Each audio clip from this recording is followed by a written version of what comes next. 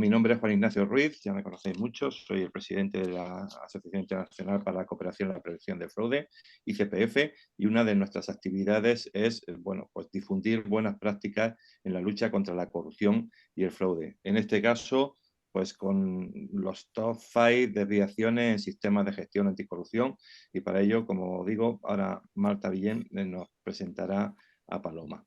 Yo solamente quería hacer una breve introducción, de decir que dentro de las colaboraciones que tenemos en el ICPF, la semana que viene hay un congreso de compliance. Una de las actividades de compliance pues también está la integridad patrimonial y la lucha contra la corrupción y el fraude.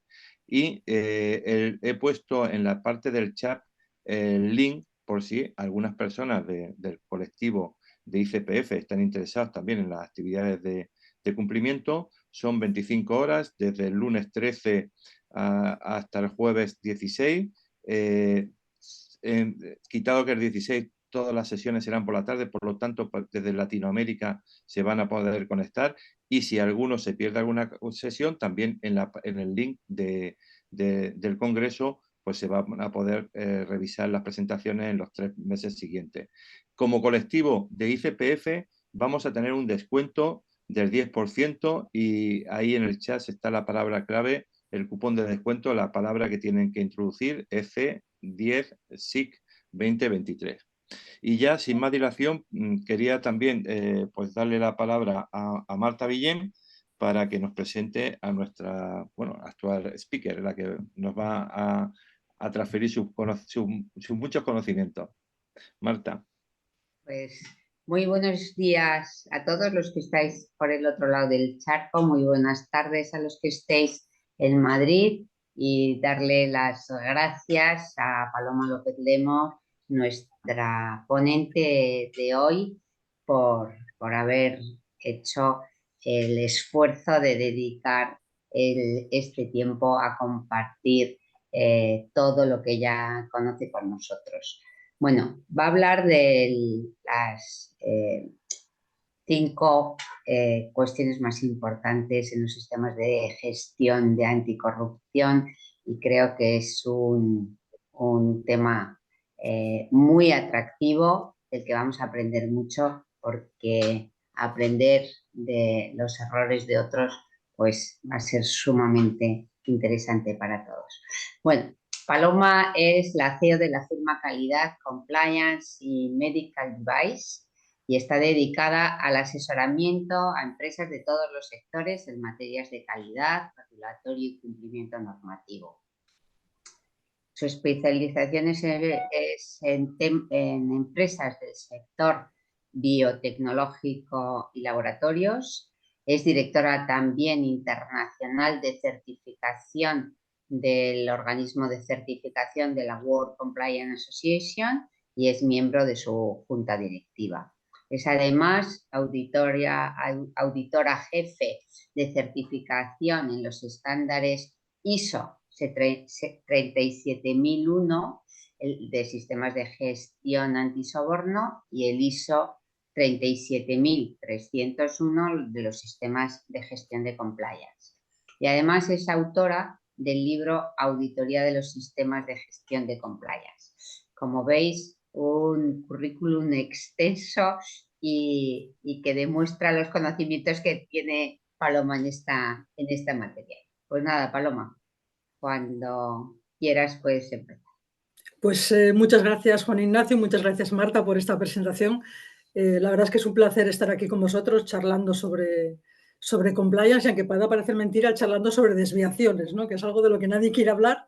Es como que todo siempre sale muy bien, y no. Hay veces que uno comete o no aborda la implementación del sistema de gestión anticorrupción o del sistema de gestión de compliance, digamos, acertadamente a la primera, y entonces pues es verdad que como auditora jefe de estos 2 esquemas que comentabas, tanto de soborno como de 37.301, pues es cierto que sí que vemos bastantes desviaciones. Entonces, de alguna forma he intentado condensar, que es complicado, porque al final uno encuentra desviaciones en todos los procesos, lo cierto es eso, ¿no? Pero sí es verdad que hay algunas, que yo siempre digo a a mis colegas que uno podría llevar ya preescritas en el informe, ¿no? Porque tarde o temprano las acaba encontrando. Son como desviaciones, no sé si conceptuales pero bueno, digamos que se repiten con cierta frecuencia y es una pena porque son la mayor parte de ellas, en el momento en que uno las pone en conocimiento de la entidad que está auditando, como muy, muy obvias, ¿no? A veces dices, jolín, pues ¿cómo no caí en la cuenta?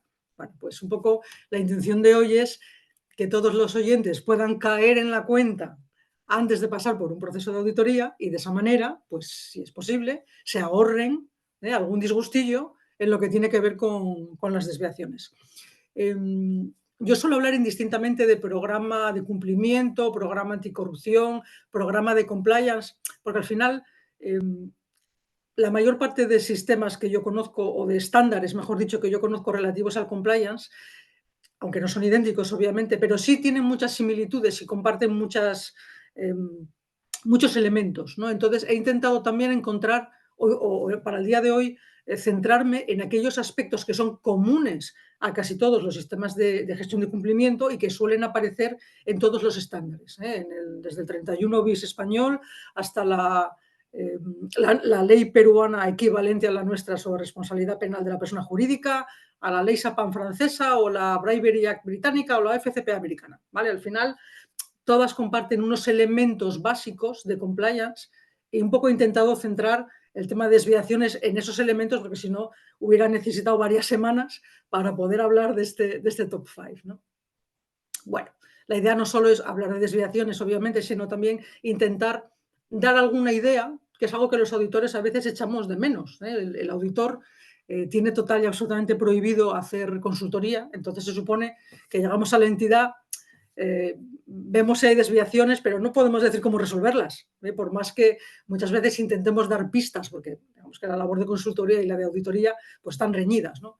Entonces, bueno, voy a aprovechar el día de hoy, ya que me cedéis este espacio, para un poco, pues no solo hablar de desviaciones, sino también lanzar alguna idea, ¿vale?, de cómo se pueden abordar estos procesos o estas actividades, de manera que pues, uno llega a la auditoría a por el sobresaliente 10, ¿no? Bueno. El primer proceso en el que voy a entrar es un proceso que por lo general está bastante abandonado. No todas las normas hablan del contexto, no todas, ciertamente, no todos los estándares hablan de contexto. Sin embargo, el análisis del contexto, de alguna forma, es el punto de partida para otros procesos que sí están incluidos en la mayor parte de los estándares, como puede ser la gestión del riesgo. Yo no entendería que una organización aborde un proceso de gestión de riesgos, que veremos después, sin previamente haber hecho un análisis del contexto. Como dice ahí la diapositiva, ¿quién eres y dónde estás? Porque no tiene nada que ver los riesgos de una empresa farmacéutica, por ejemplo, que los riesgos de un banco o de una financiera. Entonces, digamos que la parte de planificación del programa anticorrupción es una parte muy importante y que suele estar a veces un poquito desatendida. ¿Vale? ¿Por qué? Porque ese análisis del contexto, lo que vemos muchas veces en auditoría, es que no se abordó desde un punto de vista suficientemente sistemático. No se planificó lo que se iba a hacer, por qué se iba a hacer, con qué objetivos se iban a hacer y con qué nivel de detalle se iban a hacer. Nos encontramos muchas veces con que el análisis del contexto apenas lo ha hecho el responsable de cumplimiento con la información que tenía de su empresa. Y aunque ha hecho todo de su parte para que le quedara un buen análisis, pues lógicamente se ven carencias. Por ejemplo, es sencillo llegar a determinar cuáles son los competidores de una organización, quiénes son sus socios de negocio, pero rara vez vemos identificados a los aliados de la empresa. Y un aliado no necesariamente es un competidor o un socio de negocio, y sin embargo es muy relevante a la hora de determinar cuál es tu contexto. Otra cosa que solemos ver es carencias a la hora de identificar el contexto regulatorio. Identificar el contexto regulatorio es un castigo divino, dirá algún compliance officer de que si me está escuchando, pero no queda otra. No tiene que saber, ¿no?, qué requisitos regulatorios le aplican. Y una de las desviaciones más habituales que encontramos es que esa identificación o no es lo suficientemente exhaustiva o no abarca, por lo general, todos los mercados en los que opera la entidad. ¿Vale? Y hay entidades que tienen ámbito internacional. Una constructora ubicada en Perú, por ejemplo, puede tener obras en Perú, pero también en Ecuador, en Argentina, en Chile o donde considere oportuno. Y sin embargo, muchas veces vemos una buena identificación de requisitos del país donde está operando o donde está situada la entidad, mejor dicho, pero no del resto de mercados en los que opera. ¿Vale? Es una desviación bastante habitual. Nos falta, generalmente, algo de planificación estratégica. Es decir, el análisis del contexto suele ser quién soy y dónde estoy a día de hoy. Pero rara vez vemos un análisis de quién quiero ser el día de mañana, ¿no? Hacia dónde va encaminada la entidad. Y esto es muy importante también a la hora de identificar, por ejemplo, los riesgos, las situaciones de riesgo. Es decir, ¿tú qué quieres ser de mayor? ¿No? ¿Quieres ser una gran empresa internacional? Ahora eres pequeño, ¿no? Pero vas a querer ser una gran empresa o te vas a mantener, digamos, dentro de tu ámbito local. ¿Vale? Es decir, es muy importante no solo determinar quién eres hoy, sino quién quieres ser mañana, pero también pasado mañana y a ser posible en el medio plazo, ¿no? Aunque luego no llegues a serlo, pero es hacia ahí, hacia donde se va a mover tu negocio. ¿Qué nuevos mercados vas a querer explorar, por ejemplo? ¿Qué nuevo regulatorio vas a tener que identificar? ¿Cuáles son los valores de tu entidad? Los valores, la ética, están directamente relacionados con el compliance, no se entiende lo uno con lo otro, con lo cual es muy importante llegar a identificar, por ejemplo, si están claros cuáles son los valores de tu entidad, que no siempre están claramente definidos, ¿no? Otra carencia que solemos encontrar es profundizar, que la organización haya profundizado en su entorno social y político. Es decir, vemos mucho análisis de pues, esos mercados, la competencia, pero ¿qué pasa con el entorno social? No es lo mismo estar en una gran ciudad, por ejemplo, que estar en una ciudad más pequeña. El impacto que tienes en la ciudadanía de tu entorno no tiene nada que ver. No es lo mismo en un entorno político que otro, ¿vale? Es decir, no vamos a entrar en profundizar demasiado en esto, pero sabéis que los colores políticos afectan sobremanera al devenir de muchas empresas, o pueden afectar. Rara vez vemos, por ejemplo, un análisis sobre el tema financiero, es decir, ¿cómo es tu empresa a nivel financiero? ¿Eres una empresa solvente? ¿Dependes de financiación externa? ¿Qué tipo de financiación? ¿Eres habitual solicitante de subvenciones de las administraciones públicas, lo que te hace depender en gran medida de ellas? Rara vez lo encontramos. Cuando hablamos de los grupos de interés, siempre encontramos, porque es un requisito de las normas por lo general, una determinación de requisitos, expectativas de esos grupos de interés, pero yo cuando pregunto, digo, ¿y esto cómo lo sabéis? ¿No? ¿Cómo habéis llegado a la conclusión de que este grupo de interés tiene estas expectativas? Rara vez alguien me ha dicho, bueno, porque les hemos preguntado a ellos, ¿no? Se da por supuesto, es un ejercicio a veces de lucubración del equipo de compliance el llegar a determinar qué expectativas tienen los grupos de interés. No se les llega a preguntar. En alguna ocasión hemos visto alguna encuesta de clima interno, por ejemplo, pero no van enfocadas tampoco hacia el compliance y sobre todo nunca hemos visto otro tipo de alternativas que hay a la encuesta, ¿no? Entonces, esa es una carencia también bastante habitual. A modo de ideas, yo os lanzo unas cuantas. Algunas son más obvias y otras son un poco más sofisticadas, ¿no? Por ejemplo, la metodología PESTEL, junto con la metodología del DAFO, son muy habituales en análisis de contexto, ¿no? A mí me gusta esta especialmente porque es bastante sistemática, ¿no? Y toca los palos mínimos que debería tener cualquier análisis de contexto. PESTEL viene de político, económico, social, tecnológico, ambiental y legal. ¿De acuerdo? Entonces, bueno, para empezar, no está mal, te lleva a tener una metodología sistemática, que por lo menos los grandes aspectos del contexto no se te queden fuera, y bueno, está bastante bien tenerla, digamos, presente, ¿no?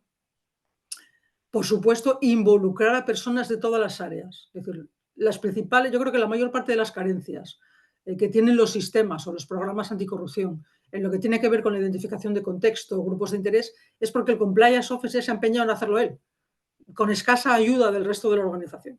Quizá porque tampoco estamos muy interesados en ayudar, no decimos que no, pero es verdad que este ejercicio de análisis del contexto mejora muchísimo en el momento en que conseguimos involucrar a personas de todas las áreas, personas de financiero, del área comercial, que son los que saben a qué mercados, eso que hablábamos antes, ¿no? ¿Quién quiere ser de mayor? ¿Hacia dónde vamos a crecer?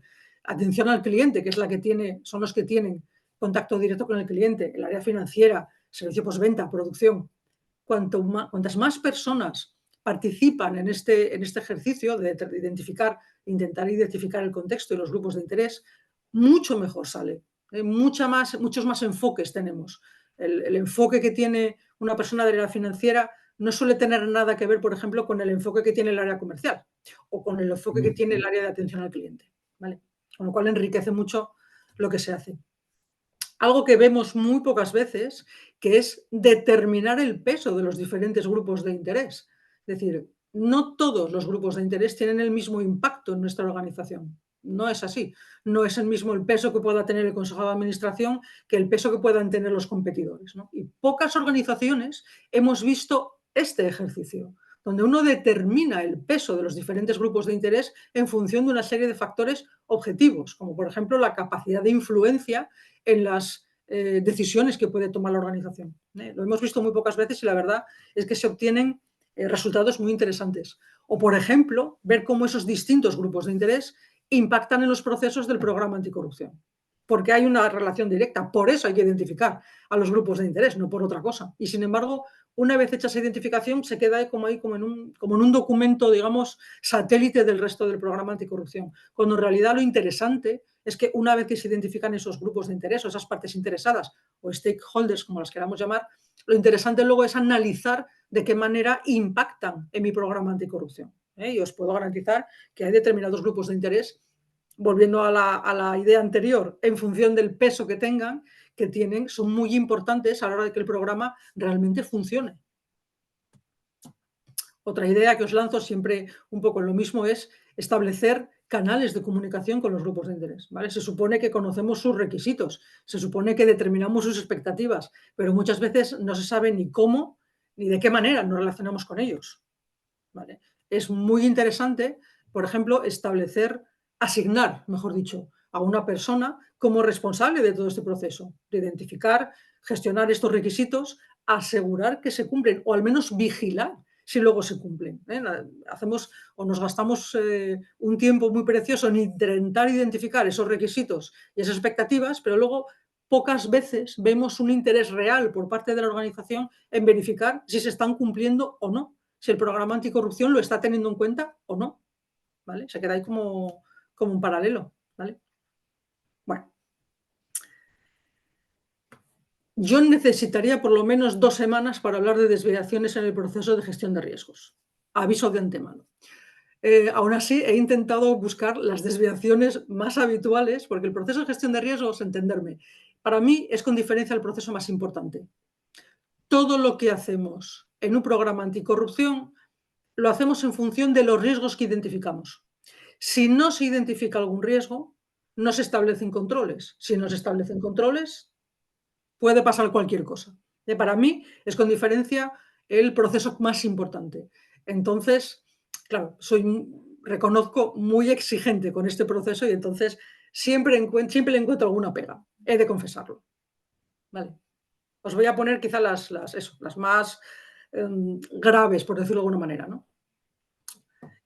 Todo proceso de gestión de riesgos empieza con una identificación de escenarios de riesgo. Es decir, riesgo de incumplimiento, ¿dónde puede ocurrir? ¿En qué área? ¿En qué proceso? ¿Quién? ¿Cómo? ¿Dónde? ¿Cuándo?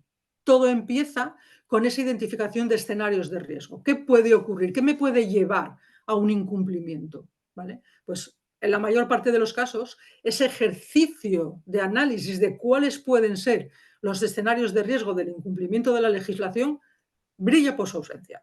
Muchas veces lo que nos encontramos es directamente una matriz de riesgos a la que no se sabe muy bien cómo hemos llegado allí. Hay unos riesgos, pero no se sabe muy bien por qué son esos y no son otros. ¿Dónde está ese ejercicio previo de estudio de mis procesos, mis actividades, mis obligaciones de cumplimiento, las que me aplican? ¿Cómo impactan unas con otras? ¿Por qué encontramos un riesgo en una? Brilla por su ausencia. Cuando sí encontramos escenarios de riesgo, lo que a veces nos ocurre es que vemos que ese ejercicio no se ha hecho para todo el alcance del programa del cumplimiento. Faltan sedes por incluir, faltan actividades, faltan procesos, es decir, se identifican escenarios de riesgo, pero el propio equipo auditor es capaz de identificar más situaciones de riesgo a poco que ahonda un poco en el alcance del programa. ¿Vale? Pueden ser incumplimientos de legislación, por ejemplo, que no se tuvo en cuenta a la hora de hacer la identificación de escenarios de riesgo, o personas de la organización que se consideró que por lo que fuera no estaban involucradas dentro de todo esto. Entonces, falta también sistemática a la hora de que esos escenarios de riesgo den, digamos, o estén cubiertos con todo el alcance del programa. Por lo general, la gestión de riesgos se suele basar en la metodología de ISO 31000, que se basa en identificar la probabilidad de ocurrencia de una situación de peligro, de un escenario de riesgo, y el impacto que tendría si finalmente llega a ocurrir. Es la metodología, yo creo, más usada en gestión de riesgos, no solo en compliance, sino también, por ejemplo, en medical devices, que es el sector donde yo profesionalmente también me desenvuelvo, ¿no? Entonces, en compliance es muy habitual también encontrar esta misma sistemática, basada en la probabilidad de ocurrencia y del impacto. ¿Qué ocurre muchas veces? Que no encontramos, o la propia entidad no es capaz de evidenciarnos en qué se basaron para asignar la probabilidad de ocurrencia y el valor del impacto. Han asignado unos valores, pero no se evidencia muy bien por qué esos sino otros. Una desviación muy habitual también es la que tiene que ver con la verificación de esos controles. Es decir, se identifican riesgos, se establecen controles, pero luego al final no se sabe muy bien qué pasa con ellos. No hay establecida una sistemática, una planificación que permita a la organización ir verificando que los controles realmente están implementados y que además están siendo eficaces. ¿Vale? Falta evidencia. Acordaros que los auditores además nos basamos en evidencias, porque a veces nos cuentan cosas, pero esas cosas no se cuentan, hay que evidenciarlas. ¿Vale? Uno muy habitual también son los controles que no parece que estén demasiado relacionados con los riesgos.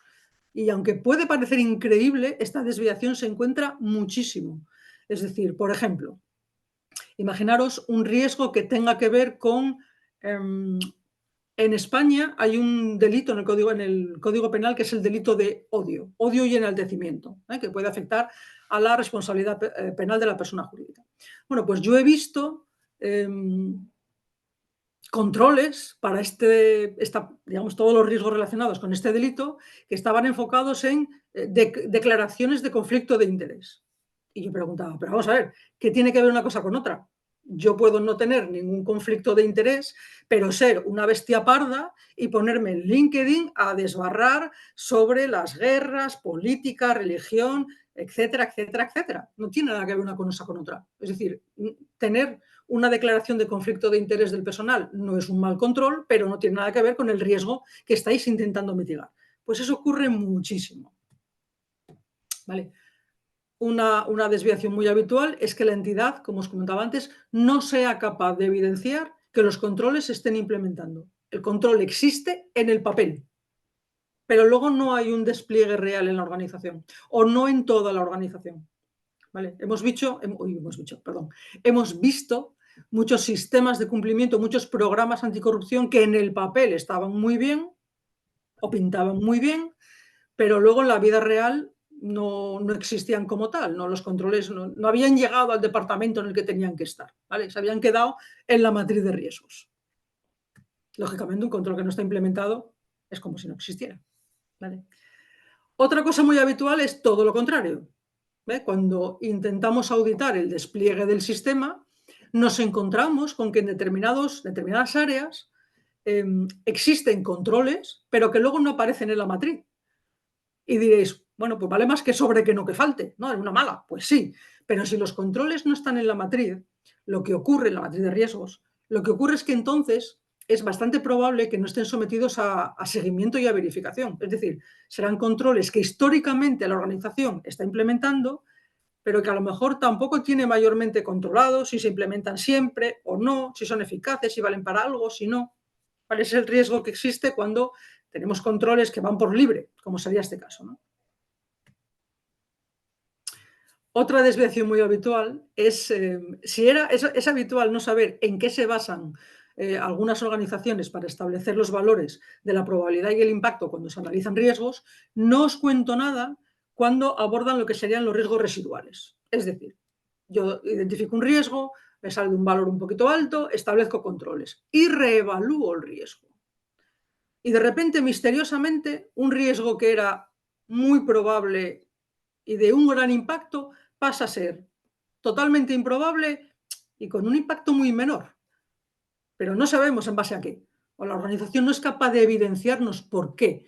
Muchas veces nos encontramos con que ese cambio, esa mitigación del riesgo, en el fondo, es un acto de fe de la organización. Es decir, es lo que la organización espera conseguir, pero en realidad no tiene evidencias que demuestren que esto va a ser así. ¿Vale? Venga, uno más. Los riesgos, la gestión del riesgo, como sabéis, es un proceso cíclico, iterativo. Es decir, no acaba nunca. Es un ciclo PDCA. Es decir, planificas, lo haces seguimiento y medición, ves qué resultados da y con esos resultados mejoras. ¿Vale? Pues esto nos falta muchas veces. Es decir, hay veces que vemos un muy buen análisis de riesgos, pero que se ha quedado ahí en el 2019 y 5 años después está en la misma situación, cuando probablemente ha podido cambiar la probabilidad, han podido aparecer nuevos riesgos, desaparecer otros, es decir, pueden pasar muchas cosas, ¿no? Juan Ignacio, veo que tienes la mano levantada, ¿quieres hacer alguna pregunta? No, no, Paloma, era que estoy diciendo que todas las personas pueden ir haciendo preguntas para ti, o Ok, en el ok. chat o en la parte de preguntas y Te he respuestas, visto ahí con la mano levantada, yo antes de Vale, vale, seguir. vale, nada, nada, perdón. Bien, ya veis que, bueno, no está mal, ¿eh? 1, 2, 3, 4, 5, 6, 7, 8, 9 desviaciones. Tendríamos muchísimas más. Y oportunidades de mejora no os podéis imaginar. Pero bueno, esto de alguna manera resume, yo creo que la mayor parte de problemáticas que vemos con los procesos de gestión de riesgo en las entidades, en compliance. Y es verdad que, como os decía, para mí es el proceso clave. Entonces, pues bueno, a ver, a la hora de plantearos ideas, yo creo que algunas son muy básicas, como veis. Es decir, la primera es utilizar una sistemática, un estándar. ISO 31000 está muy bien, COSO está muy bien, y seguirlo al pie de la letra. Es decir, yo me encuentro muchas veces con entidades que te dicen, no, yo he implementado el COSO o el ISO 31000, y luego no es verdad. O sea, has implementado parte, la que te ha gustado o la que has entendido, pero no, faltan cosas aquí, que dice la norma o dice el estándar, ¿vale? Y sobre todo, antes de empezar a pintar colorines en una matriz de riesgo, a poner riesgos, antes de nada, haz un ejercicio de investigación, porque si no, la matriz de riesgos va a quedar a medio hacer, o no va a ser, no te va a quedar bien. ¿Vale? Lo primero que hay que hacer es investigar. Date una vuelta por todos los departamentos de tu empresa, por todos los procesos y habla con todos los jefes de proceso o con todos los jefes de departamento, porque todos te van a aportar información. Todos. Nadie mejor que el que está en el puesto de trabajo sabe los riesgos que pueden afectar a su puesto de trabajo, os lo aseguro. ¿Vale? Entonces, veo cierta tendencia a que el área de cumplimiento a veces no tiene esa comunicación tan directa con el resto de las áreas. Y eso lo vemos mucho en auditoría, porque muchas veces en auditoría tú preguntas. Yo estoy hablando con el área financiera y directamente no solo les pregunto por los controles que están en la matriz, yo directamente pregunto qué controles lleváis. Oye, pues tenéis segregación de funciones, tenéis establecido una doble firma, hay niveles de aprobación.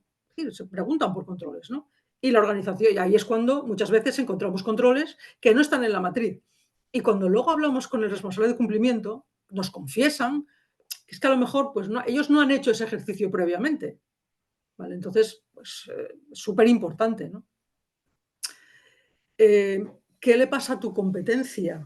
¿Vale? Esto es un ejercicio que muy pocas empresas hacen y que es muy enriquecedor. Es decir, las empresas de tu mismo sector han estado envueltas en algún tipo de incidente, porque que no te haya pasado a ti nunca, que es por lo general el argumento principal cuando una empresa no analiza un escenario de riesgo, es que a nosotros no nos ha pasado nunca, ¿no? Entonces, como no nos ha pasado nunca, no vemos necesario implementar controles. Bueno, yo recomiendo siempre echar un vistazo a qué le pasa a que está en el mismo sector que tú, que no te haya pasado a ti, no quiere decir que te pueda llegar a pasar, a lo mejor no se te ha ocurrido. Entonces, hacer un análisis, hacer una investigación de lo que ocurre en empresas de tu mismo sector a nivel de compliance, pues es muy interesante. Identificar controles, esto es un poco con lo mismo, ¿no? Que ya se estén implementando eficazmente. si ya están, ya existían, resulta que el área de compras lleva años haciendo diligencia debida con proveedores, incorpóralos a la matriz de riesgos. Empezar ahora un programa de cumplimiento no quiere decir que haya que inventarse o que haya que empezar de cero con todos los procesos. Muchos, seguramente hay controles financieros, un montón de ellos, ¿vale? Pues tienen que estar integrados, ¿vale?, en tu sistema. Analizar los escenarios de riesgo con las personas involucradas en el riesgo, en el proceso, en el delito, ¿vale? Por más que el departamento o el área de compliance o la función de compliance sea experta a lo mejor a nivel legal, quien mejor conoce el escenario del riesgo, el cómo puede llegar a pasar, es quien está involucrado en el mismo, ¿vale? Si estamos evaluando un riesgo que tiene que ver con soborno a funcionario público, no podemos dejar de lado a las personas que están en contacto con el funcionario público. ¿Cómo podría llegar esto a ocurrir? ¿Qué tendría que pasar? Y sobre todo, ¿cómo es la mejor forma de evitarlo? ¿Vale? Que es lo siguiente. Es decir, para que un control sea adecuado para mitigar un riesgo, hay que estar alineado con quienes mejor saben de ese escenario de riesgo. Si no, se pueden poner controles que pensamos que pueden ser estupendos y no servir para nada. ¿Vale? Hay que haber establecido claramente responsabilidades, es decir, los controles hay que verificarlos, hay que ver que son eficaces, alguien tiene que hacerlo, ¿vale? Con lo cual tenemos que establecer esas responsabilidades. No tiene por qué ser necesariamente la función de compliance, pueden ser las personas involucradas en los riesgos, ¿vale? Pero en ese caso pide evidencias, ¿vale? Es decir, yo he visto este ejercicio en muchas entidades que asignan la responsabilidad de la verificación a personas de dos procesos, está muy bien, pero luego cuando vemos el resultado de esa verificación, donde todos los controles son súper eficaces, claro, no vemos realmente la evidencia en la que se basan, no hay una evidencia clara, ¿no?, de en qué se ha basado esa persona para decir que un control era eficaz o no lo era, o a lo mejor no tenía información para poder llegar a determinarlo, ¿vale? Bueno, y sobre todo, una vez que tengamos una primera matriz de riesgos o una segunda, no nos quedemos solo con nuestra sensación o con lo que nos pueda decir un auditor. Rulémosla. Voy a conectarme un segundo a la electricidad, que veo que me estoy quedando sin batería. Como os decía, compartamos esa matriz de riesgos, compartamos esos resultados en materia de riesgos con el resto de departamentos que estén involucrados. Al final, los controles no los va a implementar solamente el área de compliance. Los controles los va a implementar toda la organización, luego involucrémoslos a todos, ¿no?, porque así es mucho más probable que la gestión del riesgo sea más eficaz y sobre todo más eficiente. Y cómo no, documentarlo todo, ¿vale? Es decir, el proceso de gestión de riesgos es un proceso que se tiene que explicar por sí mismo. En teoría, con el dossier de riesgos, uno no necesitaría a la función de cumplimiento explicando nada. El proceso de gestión de riesgos es un proceso que se tiene que autoexplicar, tiene que estar todo allí y tiene que estar todo perfectamente trazado. Desde el escenario de riesgo, en qué consiste el incumplimiento, en qué casos se incumpliría, hasta las evidencias que sustentan la asignación de la probabilidad y la severidad del impacto.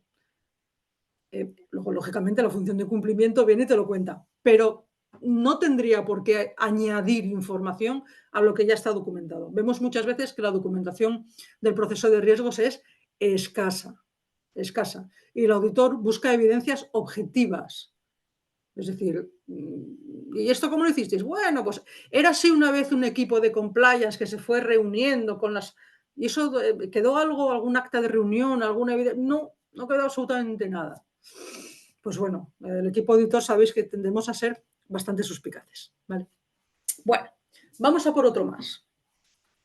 El tercer VIP, en este caso, dentro del top 5 que hablábamos al principio, desde luego es el apartado de formación, capacitación, sensibilización, toma de conciencia, competencia. Y es curioso porque la mayor parte de las organizaciones que auditamos están seguras de tener unos procesos de formación súper robustos. De hecho, la mayor parte de ellas están muy orgullosas porque esto, en el fondo, es muy sencillo de gestionar. Yo doy formación. Es decir, rara vez encontramos una entidad donde tengan la más mínima preocupación sobre este proceso. Y sin embargo, encontramos cosas, ¿vale? La más habitual, la formación es, como diríamos aquí en España, lentejas para todos. Es decir, no se diferencian los roles, no se diferencian los puestos, no se diferencian los riesgos a los que pueda estar expuesto el personal. Se da la misma formación para todo el mundo. Formación en compliance. ¡Pum! Ahí la tienes. Claro, ¿qué ocurre en estos casos? Pues que habrá perfiles para los que esa formación es demasiado técnica, porque se empieza a hablar de regulatorio, de normativa, y habrá perfiles en la organización donde eso no encaje para nada, con lo cual al minuto 3 han desconectado, y sin embargo habrá otros perfiles que pasará todo lo contrario. O sea, tendrán un conocimiento en materia de compliance o tendrán una sensibilización muy superior a la que se contempla en la formación, y entonces la formación les aburrirá porque no les servirá para nada. Cuando las propias normas, por lo general, todas las normas de compliance, 37.001, 37.301, todas las normas de compliance que yo conozco, todas hablan de que esa formación esté adecuada, sea adecuada al personal. Pensar que al final las normas no quieren que deis formación porque sí. Las normas lo que quieren es que nuestro personal esté formado, que sea competente en materia de compliance. El objetivo no es impartir formación, el objetivo es tener gente formada, que es diferente. ¿Vale? Entonces, ahí es donde muchas veces las organizaciones fallan. ¿Vale? El objetivo no es impartir formación. Todas exhiben muy orgullosas el indicador de número de horas de formación. ¿No? Es que yo doy 40 horas de formación por persona. Sí, pero luego la formación realmente, ¿tienes la gente formada? ¿Ha llegado la formación a todo el mundo? Porque estamos encontrando que hay personas que no saben ni qué es el canal de denuncias ni dónde está. ¿Vale? Entonces, cuidado con esto. Otra desviación muy habitual es no ver si esa formación, como os digo, vale para algo. Es decir, hay empresas, o muchas empresas, invierten realmente mucho dinero y muchos recursos en impartir formación. Y no siempre vemos que estén verificando si esa formación al final es efectiva o no lo es. Simplemente la ponen todos los años en el plan anual. Las hay que incluso lo repiten trimestralmente. Venga, zaca, zaca, zaca. Y es la misma formación impartida por las mismas personas, de la misma manera, con el mismo material. Recordar, no queremos impartir formación, queremos personas formadas en materia de compliance. Entonces, tenemos que ir viendo si la formación que se va impartiendo es eficaz, no lo es posible que haya sido eficaz para determinadas posiciones de la organización y no eficaz para otras, es posible que no hayamos alcanzado los objetivos que buscábamos. Es decir, hay que abordar la formación de esa forma, ¿no? Vemos también una carencia a la hora de evaluar las competencias del personal. Volvemos a lo mismo. Las empresas están muy concienciadas en formar, en impartir formación, pero luego no vemos que realmente se esté evaluando, por ejemplo, a veces las competencias en compliance de una figura tan importante como puede ser la función de cumplimiento. Se le pide una titulación, se le pide una experiencia, pero a veces no vemos que se estén evaluando realmente sus competencias. O sea, esta persona realmente ha sido capaz de implementar el programa anticorrupción, o sea, es capaz de asumir estas funciones y responsabilidades que les estáis dando. ¿Cómo lo habéis evaluado? No, es que tiene un título y le hemos dado formación. Vale. Luego está el caso de la formación online. Como sabéis, del 2020 para acá, con esto del virus y tal, pues hombre, la formación online, que además en grandes empresas es casi imprescindible, pues ha ganado muchos adeptos, ¿no? Y a mí me parece muy bien. La formación online permite llegar a veces a personas donde es difícil llegar, sobre todo en empresas en multisite que tienen muchísimas filiales. Es fácil, es cómoda, pero hay que medirla también, ¿vale? Yo recuerdo no hace mucho, haciendo una auditoría, pues una organización me presentaba una serie de píldoras que tenían fantásticas, que enviaban online y que eran muy divertidas y que, bueno, que eran la pera limonera, ¿no? Pero resulta que cuando veíamos, por ejemplo, el nivel de acceso, pues os hablo de una empresa que tenía cerca de más de 5.000 trabajadores, ¿no? Pues una de las píldoras que aleatoriamente revisamos en el ámbito de la auditoría, pues tenía apenas, no sé si eran 200 accesos. Y lo preocupante del caso no es que la píldora no hubiera llegado a todo el personal. Lo chungo del caso es que la función de compliance estaba dando cuenta al mismo tiempo que yo, porque no había revisado esas métricas de acceso. Está muy bien, como digo, tener formación online, pero hay que seguirla, hay que hacer un seguimiento de esa formación. No vale con decir, mira, yo les mando unas píldoras todas las semanas. Sí, pero ¿se las toman o no o las escupen? ¿No? ¿Qué hacen con ellas? Bueno. Ideas que os lanzo. Preguntarle a la gente, preguntarle al personal lo primero. Oye, ¿tú qué conocimiento tienes en materia anticorrupción? ¿Qué conocimiento tienes? ¿De dónde partes? A lo mejor os lleváis sorpresas, ¿no? A la hora de determinar las necesidades de formación, una buena idea suele ser preguntar primero, ¿no? Evaluar qué es lo que tenemos en casa. Por supuesto, rara será la empresa, a lo mejor una micropyme muy micro, donde con una misma formación resuelvas las necesidades de todo tu personal. Porque por lo general tendrás una alta dirección, tendrás un top management de gerentes y luego tendrás 2 o 3 líneas en el organigrama. Y no todos tienen ni las mismas necesidades formativas, ni pueden apuntar al mismo tipo de formación, ni se puede planificar la formación de la misma manera. ¿Vale? Hay que preparar, hay que ser consciente, como decía antes, que esto no se trata de impartir formación, sino de tener personas formadas. ¿Vale? Hay que tener muy claro cómo se organiza esa formación, hay que tener muy claro qué objetivos tenemos de cada una de esas formaciones y después, una vez que se imparte, hay que verificar si realmente hemos alcanzado esos objetivos o no. Que si los alcanzamos, pues a lo mejor no es necesario repetir esa formación. Se pueden hacer recordatorios, refrescos. Que no conseguimos alcanzar los formativos, tendremos que repetir la formación, pero no la misma, porque entonces nunca alcanzaremos los objetivos. ¿Vale? Medir, es decir, a mí es que además me parece increíble porque el tema online es muy fácil. Las métricas de la formación online se miden súper fácil, se pueden tener los resultados inmediatos, ¿vale? Y sin embargo, me encuentro muchas veces con que no se aprovecha esa facilidad de tener datos de asistencia, de conexión. He visto empresas, ya os digo, gastar un verdadero dinero para hacer vídeos que luego al final no tuvieron la más mínima llamada o no resultaron interesantes. Es decir, no consiguieron llegar al personal, ¿no? Tomar las métricas y analizar las métricas permite muchas veces ver, por ejemplo, pues qué formato de todos los que has utilizado pues ha resultado más interesante o más llamativo para tu personal, ¿vale? Hay veces que pues, hay empresas que hace nada, una empresa que estamos auditando ahora me estaba contando que habían orientado la formación en el entorno Star Wars. Y me mandaron una de las píldoras de formación sobre el canal de denuncias, donde salía el maestro Yoda. Mira, que casi me caigo de la silla de la risa, pero yo me hubiera visto el vídeo del principio al final. ¿Vale? Es decir, ellos sí han ido un poco pues, buscando qué era lo que más invitaba a su personal a ver esa formación, ¿no? Y me pareció súper interesante. Evaluar la eficacia de la formación, pues se puede hacer con test, se puede hacer con pequeñas entrevistas, se puede hacer como se pueda. Y una cosa que hacen muy pocas empresas también y que también me parece muy interesante es contar con gente de fuera. ¿Vale? Es decir, lo habitual es que la formación la da el equipo de compliance o la asesoría externa que hemos contratado que nos apoye, pero es como siempre lo mismo, ¿no? Es formación muy teórica, mira, esto es compliance, esto es un riesgo, esto es un peligro, delito, no sé qué, canal de denuncias. No, ¿por qué no contar con alguien que dé un enfoque más práctico a la formación? ¿Vale? Eso lo he visto yo en una de las organizaciones que auditamos y me pareció súper interesante. Oye, mira, pues aquí está fulanito de tal, que es el jefe de logística de no sé qué empresa, que nos viene a contar su experiencia. Y entonces, digamos que nos salimos del mundo teórico, que a veces es tan aburrido, por los que no son de compliance, pues tenéis que entender que es muy aburrido, y lo notan como más propio, ¿no? Oye, pues esto te puede llegar a pasar a ti, ten cuidado, mira, porque a mí me pasó en este caso, de esta manera, etcétera, ¿no? Me pareció súper interesante y además ellos me decían que eran de las formaciones que tenían donde tenían más llamada, ¿no?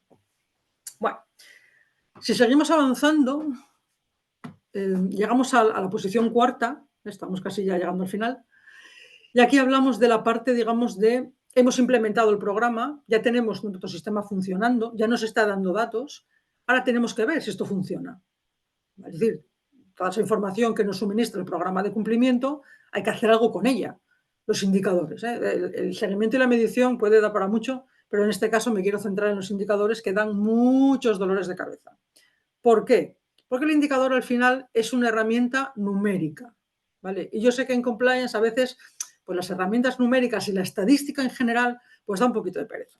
Pero es lo que hay, las normas nos hablan de indicadores, tenemos que tener indicadores, que los indicadores nos sirvan para algo, ¿vale? Nos encontramos muchas veces que las entidades tienen indicadores pero ni saben muy bien por qué, ni saben muy bien para qué, ni qué están midiendo, ni qué hacer con ellos, ni nada de nada.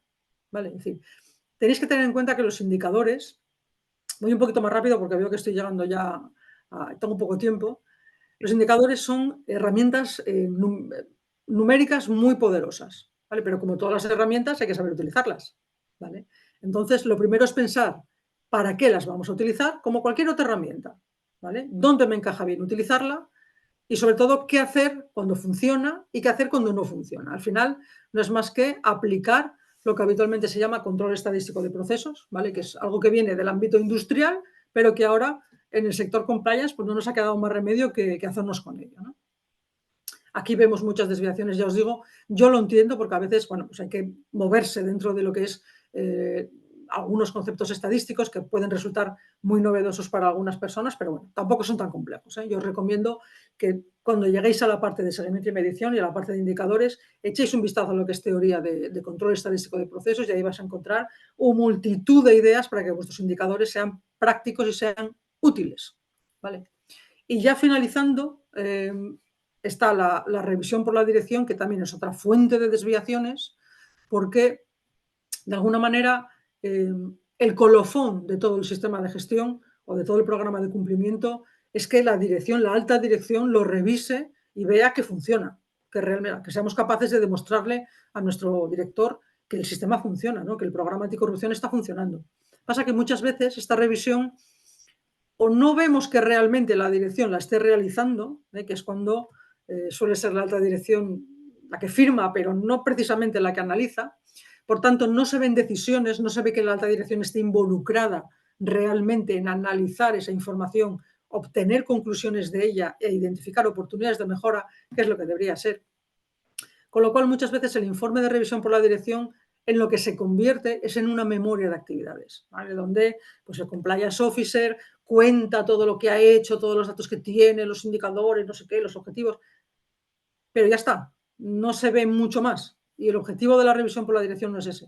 El objetivo de la revisión por la dirección es encontrar mejoras, ¿vale? Está bien tener un índice de contenidos para cumplir con la norma y tener muy claro que por cada sección siempre vamos a tener que hacer ese ejercicio. ¿Qué datos tenemos? ¿Cómo analizamos esos datos? ¿Y qué conclusiones sacamos? ¿Este proceso está funcionando? ¿No está funcionando? ¿Los controles están funcionando o no están funcionando? Involucremos a todos los que participan. Es decir, esto no es un ejercicio del compliance officer, es un ejercicio de toda la organización. Todos esos a los que les hemos involucrado antes en los riesgos y en los controles, es el momento en que vuelvan y nos cuentan qué tal les va, ¿vale? ¿Que la alta dirección tiene poco tiempo como para pararse a revisar toda esta información?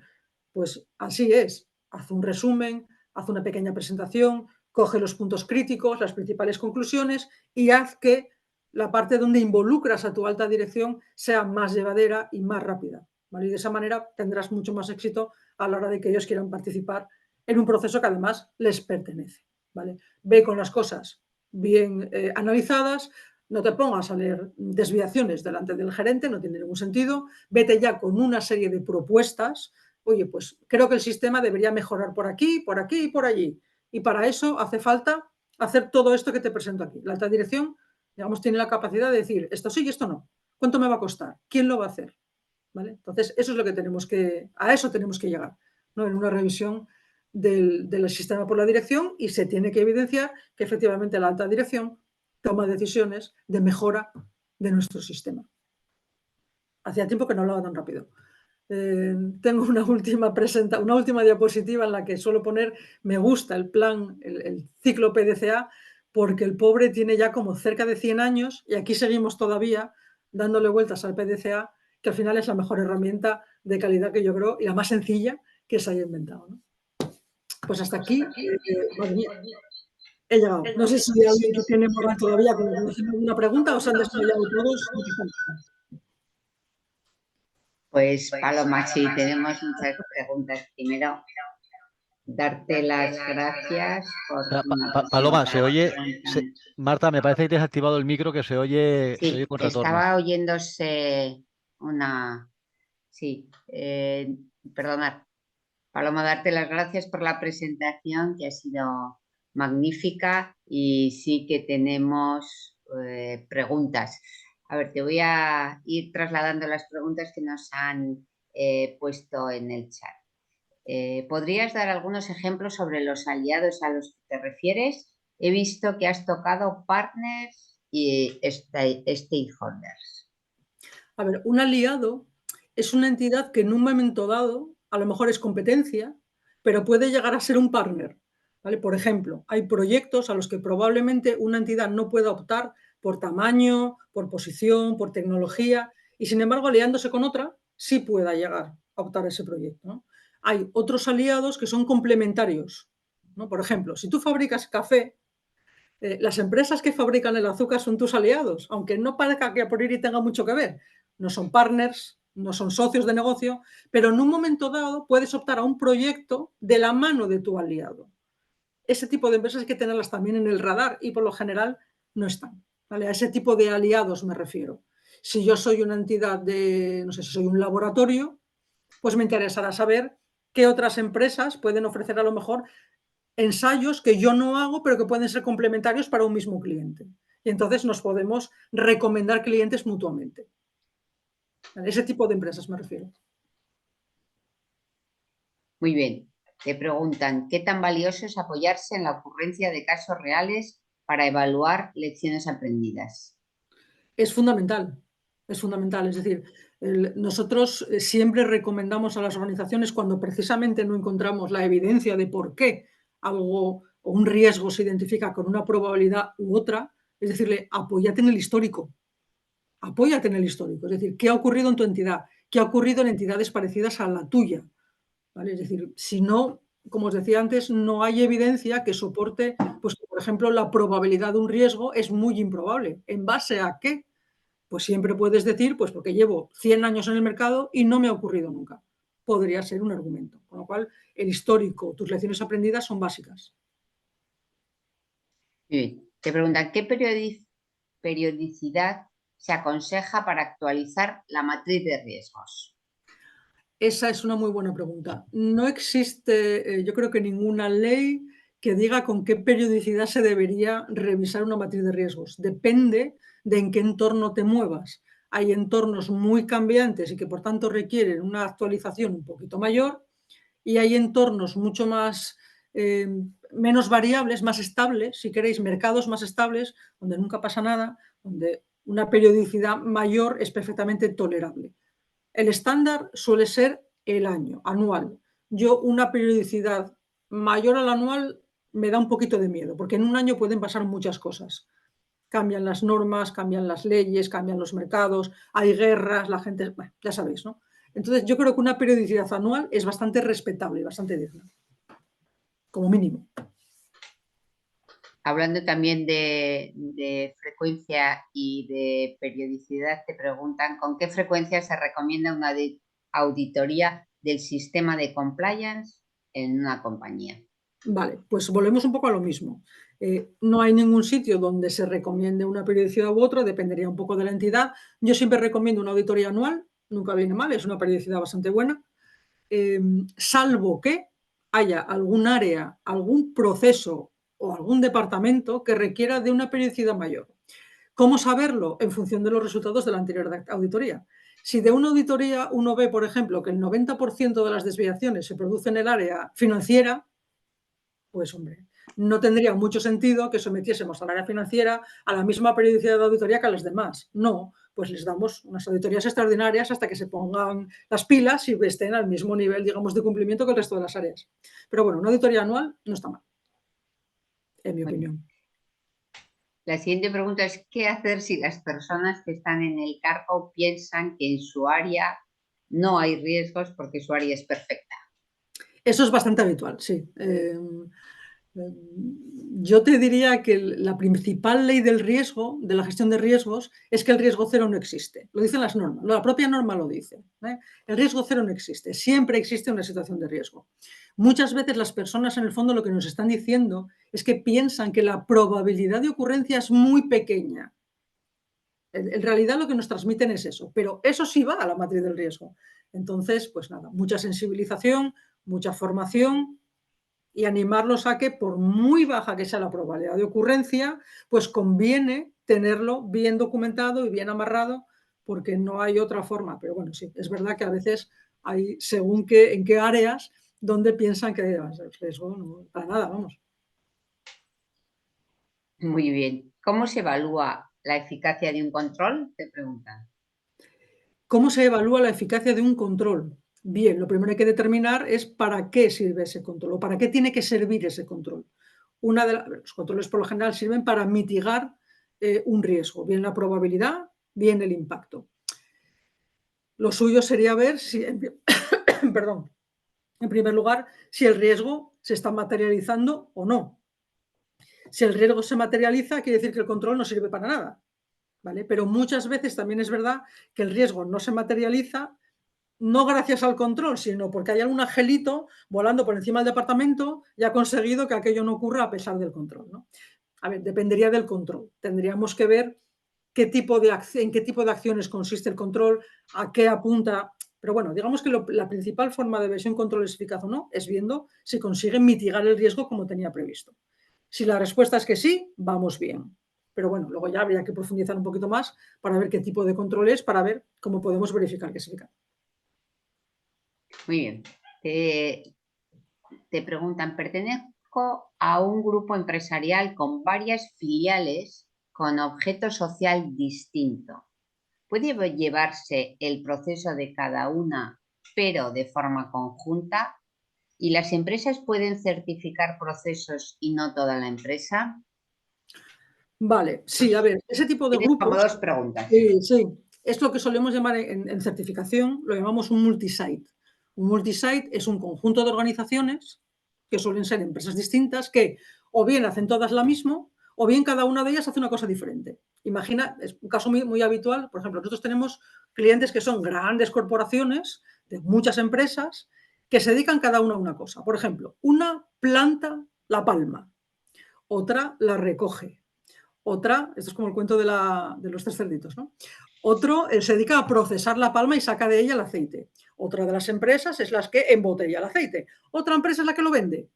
Son un grupo empresarial, son un multisite. En el fondo funcionan como si fuera una única empresa y han dividido distintos procesos entre las distintas empresas. ¿Se puede certificar el grupo? Por supuesto. Hay una certificación específica de multisite, de grupo. ¿Por qué se puede? Porque, perdón, tú puedes montar un programa de cumplimiento que tiene procesos transversales para todas ellas, por ejemplo, la gestión del talento humano. Será la misma en todas las empresas. Y luego cada una de las empresas en sus actividades operacionales tiene sus propios protocolos, ¿vale? Pero en ese sistema, digamos, conviven, por decirlo de alguna manera, procedimientos generales para todas las entidades y procedimientos específicos para cada una de ellas. Y sí, se certifican como grupo, como multisite. Y en el certificado se explica todo esto, todas las empresas que forman el grupo, el alcance de cada una de ellas, etc. Muy bien. ¿Qué herramientas sugieres para cruzar información con las expectativas y requisitos con nuestras partes interesadas externas?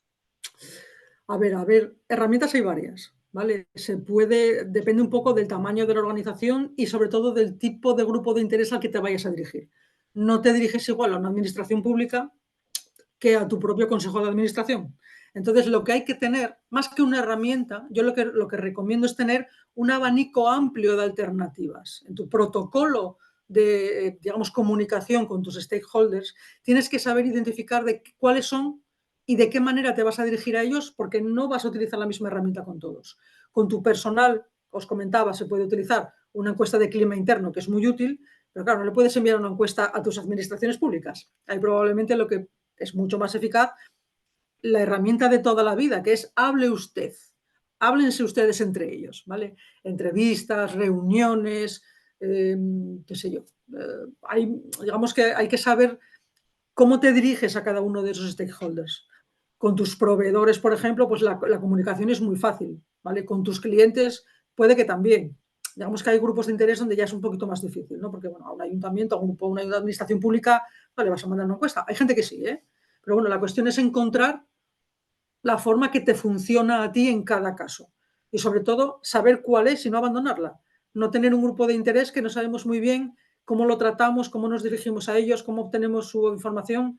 está como en el limbo, ¿no? Hay que hacer ese ejercicio y decir, bueno, pues elijamos alguna herramienta y veamos qué tal funciona. Si no funciona, pasemos a otra.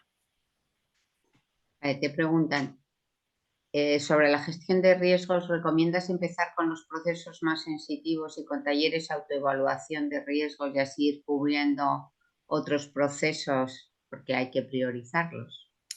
A ver, efectivamente, yo empezaría con una tanda formativa. Yo nunca abordo un proceso de gestión de riesgos sin haber dado formación sobre gestión de riesgos. Es decir, por qué lo hacemos, para qué lo hacemos y cómo lo vamos a hacer y qué objetivos queremos alcanzar y qué medios vamos a utilizar. Eso es lo primero. Y sí, hombre, lo recomendable siempre es empezar por los procesos críticos. ¿Cuáles son los críticos? Depende de cada empresa. Pero sí, los procesos operativos, el core del negocio suele ser, bueno, la parte más expuesta al riesgo. No siempre, ¿eh? Porque luego te llega el proceso de compras, que es un proceso auxiliar que está muy expuesto al riesgo, por ejemplo, que depende un poquito de cada caso. Pero bueno, sí, empezar por los procesos core no es mala política. Muy bien. Te preguntan, ¿cuándo es la alta dirección la que está involucrada en la corrupción? ¿Qué controles aplican? Esto es como quién le pone el cascabel al gato, ¿no? Mira, os voy a dar un ejemplo que yo creo que es bastante ejemplarizante de todo esto, ¿no? Yo auditaba una empresa hace como un mes o así, una grandísima corporación aquí en España, ¿eh? Que tenían unos controles financieros, pero tremendos. Una diligencia debida con proveedores espectacular. De hecho, yo la tuve que sufrir, ¿no? Era todo como, ¡buah! Pero luego llegabas al director general y el director general tenía la capacidad de poder colar una factura sin dar más explicaciones. Y a mí casi me dio un ictus. Y digo, ¿qué es esto? Dicen, claro, es que es el director general. Digo yo, ¿y? O sea, la persona con mayor capacidad, más expuesta para poder... Y dejamos que campe a sus anchas. Y me dio la sensación de que allí nadie se atrevía a decirlo, ¿no? Dije, pues llamémosle, que venga para acá, que ya se lo cuento yo. Convocamos al director general y dije, oye, fulano, esto no puede ser. Me dice, bueno, es que claro, ¿quién va a dudar? Digo, no, tú tienes que dar ejemplo. Tú, principalmente, que eres el director y el CEO de la compañía, tienes que dar ejemplo a todos los que están por debajo de ti de cumplimiento, de transparencia y de honestidad. ¿Cómo es que puedes venir con una factura y nadie te pide explicaciones? Para nada. Y me dijo, pues tienes razón, pues no había caído en ello. Entonces, sobre la marcha, decidieron implementar un control de doble firma, con el del director financiero, con el CEO. Es decir, muchas veces esas personas en posiciones de alta dirección es como que creen que el compliance no va con ellos, porque ellos, por supuesto, que son compliance, ¿no? Esto va con puestos más... No, el compliance llega hasta el director general y a veces lo que hay que hacer es plantearlo y ponerlo encima de la mesa. Es que las normas hablan de liderazgo. ¿Cómo vas a ejercer un liderazgo si tú no tienes ningún control? ¿Vale? Pero bueno, en fin, también depende de los CEOs y de los líderes. Esto daría para muchas conversaciones, ¿no? Pero bueno, hay que intentarlo por lo menos. Bien, te preguntan, ¿cómo podemos comprobar que el canal ético de una empresa es funcional y es efectivo? ¿Puede externalizarse por una empresa o por un perito en compliance? A ver, las normas no prohíben ninguna externalización, no hay ninguna que yo conozca que prohíba la externalización, con lo cual la respuesta es sí. Y de hecho, muchas veces externalizar el canal ético ayuda a que éste sea más independiente, ¿no? Y que ese primer triaje de las comunicaciones o de las denuncias que llegan sea más eficaz, ¿no? O sea que por esa parte no hay ningún problema. ¿Cómo saber que es eficaz? ¿Te llegan comunicaciones a través del canal? ¿Te llegan? Porque si no te llegan, es que no funciona. Es así de fácil. No vale con decir, no, es que entonces soy 100% compliance. Es como el que cree que porque no tiene reclamaciones, tiene todos los clientes satisfechos. No, señor. Es decir, un canal de comunicación que funciona se demuestra porque llegan comunicaciones. A lo mejor no van a llegar 40 denuncias la primera semana, pero lo habitual es que cuando tú das formación sobre el canal de comunicación y explicas para lo que es y empiezas a dar formación, pues imagínate, de todo lo que son los delitos, el conflicto de interés, la gente se suele animar. Se suele animar aunque solo sea a preguntar, a consultar cosas. No, a lo mejor no llegan denuncias, porque a lo mejor no hay situaciones de denuncia, pero sí consultas, oye, pues tengo duda con este conflicto de interés, tengo duda con este procedimiento. Si eso te llega, el canal está funcionando. Si animas, mira, yo audité una vez una empresa que me acuerdo que cuando les pregunté por las denuncias me dijeron, tenemos una por todos los trabajadores. Y a mí casi me dio un síncope. Y yo, ¿pero qué me estáis contando? Dijeron, es que cuando dimos formación les dijimos a todos, enviad por lo menos una consulta, porque así practicáis a utilizar el canal. Una consulta, de lo que queráis, de todo lo que hemos estado aquí hablando en la formación, que tal y cual, lo que queráis. Y cada trabajador había hecho su consulta a través del canal. Con lo cual, todos sabían dónde estaba el canal, cómo funcionaba, para qué servía. Y digo, pues qué idea más buena, qué sencilla y qué buena. Es decir, si animas a la gente a consultar, si alguien se ve en el caso de tener que denunciar, lo hará, porque sabe cómo es el canal, sabe que funciona. Es una forma. Pero si no te llega nada, mal tema. Algo no va. Sí, qué buena idea, Paloma. Estás dando fantásticas ideas. Otra pregunta, si tengo en mi alcance, por ejemplo, 5 áreas certificadas, ¿debo de hacer una matriz de riesgos por cada área? No necesariamente. El cómo tú documentes tu matriz de riesgos ya es cosa tuya. Puede que con una misma matriz pudieras dar cumplimiento a todas las áreas o puede que no. Tendríamos que ver cómo son los riesgos, si hay riesgos comunes a todas las áreas, por ejemplo. Digamos que a priori no tiene por qué. No existe normativa sobre cómo uno luego tiene que documentar los resultados de su análisis de riesgos. ¿Vale? Entonces, a priori sí o quizás no, depende. Ha sido muy gallega esta respuesta. Sí, bueno, nos hemos pasado un poco del tiempo. Te voy a hacer la última pregunta porque vamos a respetar el tiempo de los participantes. ¿Es necesario tener indicadores por cada proceso certificado? Esa nos da para un par de horas. No, esa nos da por lo menos para un par de horas. No, lo que hay que hacer es seguimiento de todos los procesos. El indicador es una herramienta, con lo cual en algunos procesos funcionará muy bien y en otros no tan bien. Pero incluso en aquellos procesos donde los indicadores parece que no funcionan, habrá que hacer seguimiento y medición de ese proceso igualmente. Es decir, lo que hay que tener es más herramientas.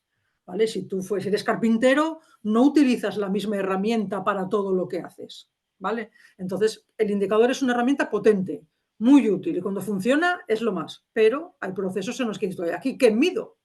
¿Qué mido aquí? Pues nada, pues utilizo otra alternativa. Lo que siempre tiene que haber es seguimiento y medición del desempeño del proceso. Eso siempre. Muy bien, pues muchísimas gracias, Paloma. Ha sido súper interesante, no solo la presentación que ha sido fantástica, sino las preguntas que yo creo que han enriquecido mucho y que nos ha dado la oportunidad de ver muchos ejemplos de casos que tienen muy buenas ideas. Y bueno, decirles a todos que algunos se han conectado un poco más tarde, que esta martes class va a estar grabada y colgada en nuestro canal de YouTube, que podréis acceder a ella, quien queráis completar o revisar un poco lo que aquí se ha visto desde nuestra página web.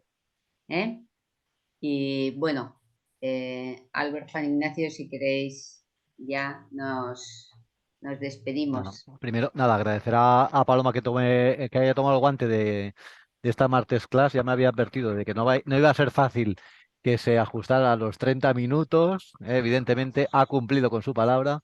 Nada, muchísimas gracias, Paloma, como siempre, por aportar tu conocimiento y yo creo que hemos tenido una persona que vive el día a día con las organizaciones a través de las auditorías y las sufre y las comparte. Creo que es la mejor manera y de alguna manera de poder mejorar, ¿no? Todos, ¿no? En estos top 5, ¿no? Que hemos cualificado, ¿no? De cuáles son los errores para poder seguir aprendiendo. Y nada, agradecer mucho a Paloma su tiempo, que sé que es una persona muy ocupada. Y por estar aquí hemos tenido muchísimas preguntas. La gente que sepas, Paloma, que hemos tenido puntas de 200 personas, se han quedado todas hasta el final. Que lo sepa, eso es la mejor señal que siempre decimos de que la charla ha sido interesante y como mínimo para mí lo ha sido. O sea que muchísimas gracias, Paloma. Por mi parte, gracias a vosotros. Os pido 1000 disculpas por no ceñirme a los tiempos, pero yo ya me olía que con 30 minutos esto no daba ni pachufas. Prometo que en la siguiente intentaré ajustarme mejor. No, ha estado súper interesante y yo creo que todos los asistentes te lo van a agradecer. Y por supuesto, muchas gracias. Pues muy bien, muchas gracias a vosotros. Chao, chao a Gracias a todos. todos. Adiós.